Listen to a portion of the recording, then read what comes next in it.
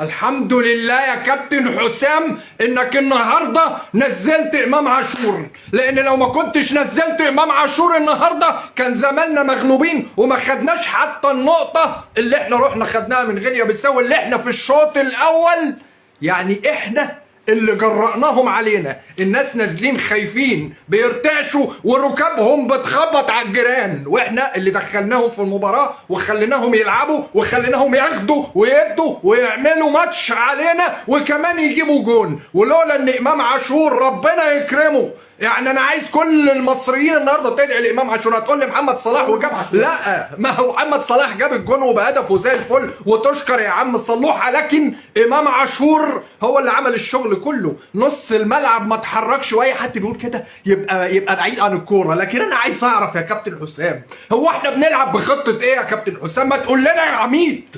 يعني احنا عايزين نعرف، احنا من اشد الناس اللي قلنا ان الكابتن حسام يمسك المنتخب و علشان حاجات كتيره. يعني عايزين نشوف جمله واحده فنيه. انت يعني حضرتك جاي تعمل لنا جمله بتاعت 89 ولا 98 ولا اللي هي اللي في الاخر دي اللي كنت بتتفق عليها؟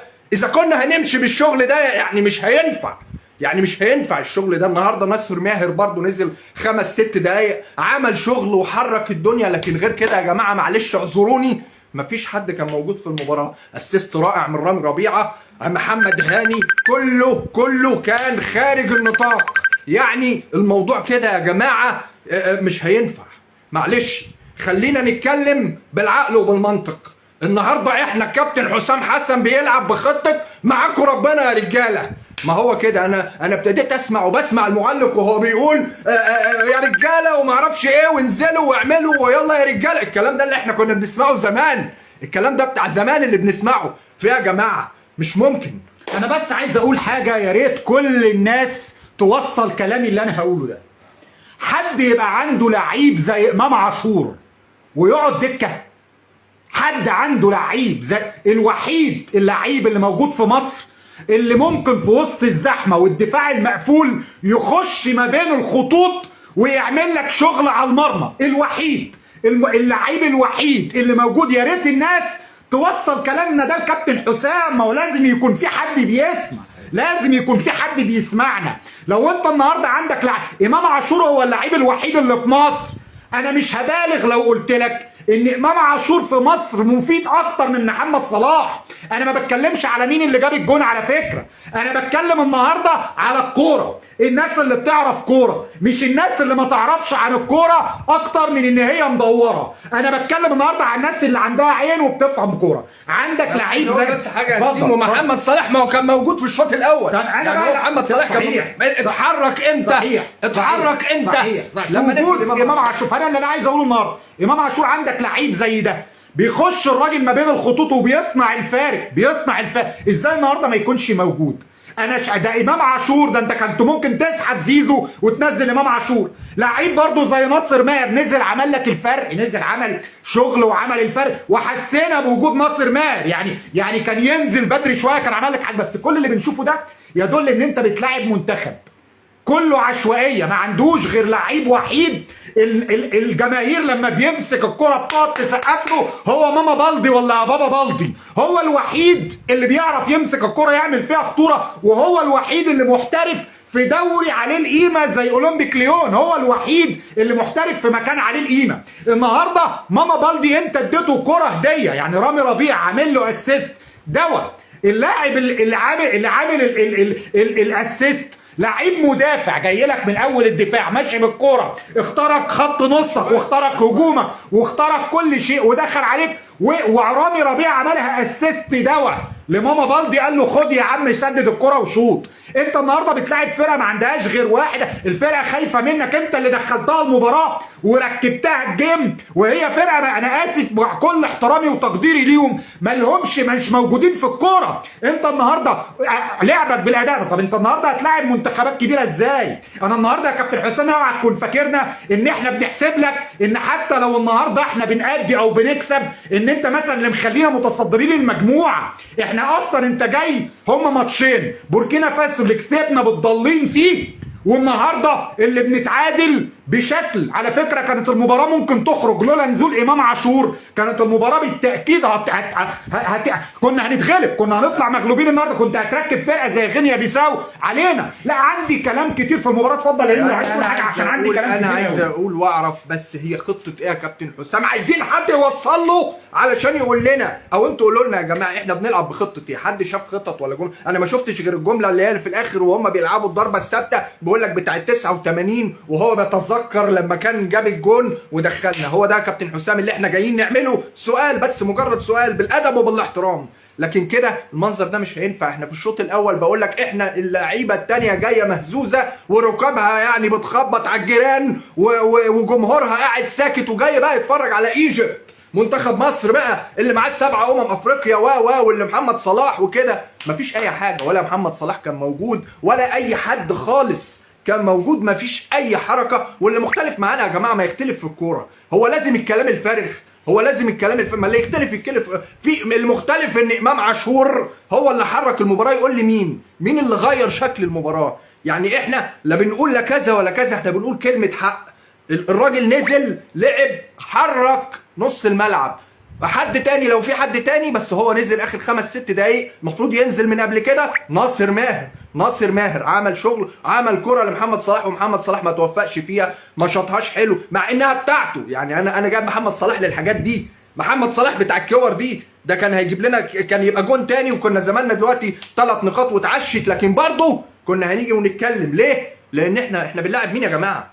احنا بنلاعب مين؟ احنا بنلاعب البرازيل، احنا بنلاعب غينيا بيساو، احنا بنلاعب مين؟ ما لازم نبقى عارفين احنا بنعمل ايه. هو انا لو انا هخش كاس العالم، ما هي مجموعه سهله، هخش كاس العالم هعمل ايه يا كابتن حسام؟ هنعمل ايه هناك؟ رايحين نعمل ايه؟ رايحين نتفرج؟ رايحين نتفسح؟ ماشي، هتقول لك بتسبق الاحداث وبتاع وكلام من ده، لكن هي المجموعه ما تخلينا منطقيين. احنا بنلاعب مين النهارده؟ انا عايز اشوف الشغل بتاع الكابتن حسام حسن، ما شفتوش الروح. احنا جايبين الكابتن حسام حسن وكلنا متفقين ان احنا جايبينه عشان انا عايز اسال سؤال يا ريمو، اسال سؤال. محمد حمدي من هنا للصبح انا نداء لك يا محمد يا حمدي. ده انا لو جبت الفنان القدير الله يرحمه عماد حمدي بتاع يانينا كان هيفيدني في الملعب افضل. محمد يا حمدي انت بتعمل ايه في الملعب؟ انا عمري ما شفت لعيب بيهرب بالكوره وكأن عليه طار. الراجل بيجيله الكوره بيهرب من محمد حمدي، بيهرب من الكوره، مالوش غير كده. محمد حمدي بتبقى الكوره قدامه، بتتعمل له الباصه قدامه بيسيبها تخرج. يعني محمد حمدي بيبقى قدامه شبر ما بين الكوره، بيسيب الكوره تخرج او بيروح يجيبها من بره. انا ما شفتش كده. انت صابر عليه يا كابتن حسام ليه؟ او انت مديله الثقه ليه؟ يعني محمد حمدي بيفيدني انا كمنتخب مصر بايه؟ انا ما شفتش، والناس مركزه معاه وبتديله انه يلعب. انا ما بظلموش، بس انا بتكلم على اداء ملعب. عايز اسالك سؤال يعني يا كابتن حسام، هو يعني الكابتن محمد امين اوفا هو عايز يلم جماهير مصر كلها في الاوفا ويمشي بيهم؟ يعني عايز يعمل فينا ايه؟ وصلوا له الكلام. احنا النهارده كنا في اوفا فعلا. محمد امين اوفا نازل تقريبا عايز ياخد طرد. هو مش مقتنع، هو عايز يروح يتعشى في البيت. الراجل مش عايز يقعد في غينيا، بس الجو حر، الجو عايز يرجع مصر، عايز يرجع يصيف. فالراجل نازل محمد امين اوف عايز ياخد طرد، هو بيخش تدخلات. ده لو مدافع انا ما شفناش محمد عبد المنعم ولا رامي ربيعه ولا محمد هاني المدافعين بيخشوا التدخلات الغشم دي. ايه يا عم ده الراجل نزل في دقيقه كان هياخد انذار. الاستوديو التحليل قاعد بيتفرج يقول لك اسحبه لا ياخد طرد ولا يعمل حاجه. يعني ماشي، كان تغيير اضطراري ان مصطفى محمد يتصاب، اعمل اي تغيير في التشكيل، نزل اي حد، بس اننا ندي اللعيب النهارده صغير وتقريبا اول مره يلعب منتخب مصر اقوم منزله في مباراه تصفيات ومباراه مهمه، ومن الواضح جدا ان الفريق اللي قدامي عامل تكتل. ده بيخش يا جماعه كانه مدافع. انا مش عارف النهارده تشكيله غريبه للكابتن حسام. للمره الثانيه بنقول ان اللي بيحصل ده ملوش علاقه بالفنيات. انا اسف يا كابتن حسام، انا اسف. كابتن حسام حسن مدير فني كبير وكابتن كبير وكابتن له تاريخ في الكره المصريه، بس احنا لحد دلوقتي ما شفناش فنيات ولا تغيير في اداء منتخب مصر مثلا عن المديرين الفنيين الاجانب اللي لا فيتوريا ولا كابوريا ولا اي حد كان بيدرب منتخب مصر. ما شفناش مثلا التغيير الرهيب اللي كنت سيادتك بتطلع في الاستوديوهات التحليليه وبتنتقدهم وبتقول قماشتهم واسعه. طب ومشيتهم واسعه، يعني اسعى في الدنيا الواسعه يا كابتن حسام. يعني انا مش اوعى تفتكرنا مثلا عشان زملكاويه هنيجي نطبل لزيزو، معلش زيزو مع المنتخب بيقلب واحد تاني، معلش من غير ما حد يزعل، واللي يزعل يتفلق. احنا بنتكلم كوره وبنتكلم كلمه حق وبنتكلم لمصلحه منتخب مصر، لا فيها لا اهلي ولا زمالك. اللي هيجيد هنقول عليه واللي هيجيد هنقف وراه. لكن النهارده زيزو باللي هو بيعمله في المنتخب هو في ايه؟ انا عايز افهم. علامه استفهام كبيره على زيزو مع المنتخب. النهارده مصطفى محمد كان شايل كتير في الهجوم، لكن النهارده ما كانش متوفق، اتصاب، طلع ايه في ايه يا كابتن حسام؟ هو مفيش حاجه اسمها يعني ببقى عامل خطط احتياطيه. يعني في لعيبه هتتصاب، في لعيبه هيحصل لها كده، لازم ان انا الحق نفسي. لكن للاسف هي مفيش خطط احتياطيه.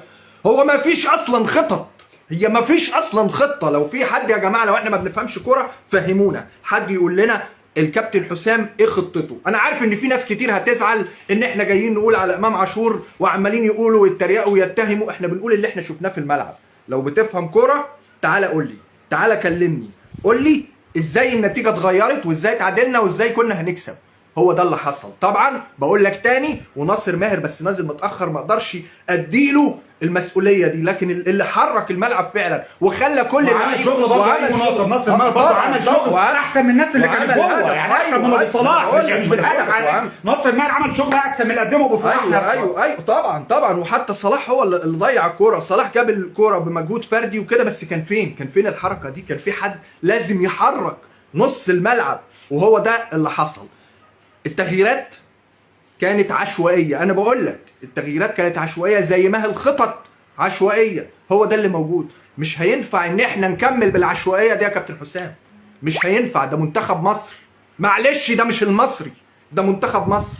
احنا طالبنا. وتاني بقول عشان الروح دي، انا كنت شايف ان احنا بقى هننزل في الشوط الثاني، الكابتن حسام بقى يعمل الروح بتاعته، هننزل بقى ناكل النجيله وهنلبهم بقى 3-4. ده احنا بقى اتغلبنا. لا مفيش الكلام ده. حتى الروح والحماسه مش موجوده. طب ايه اللي هيبقى موجود؟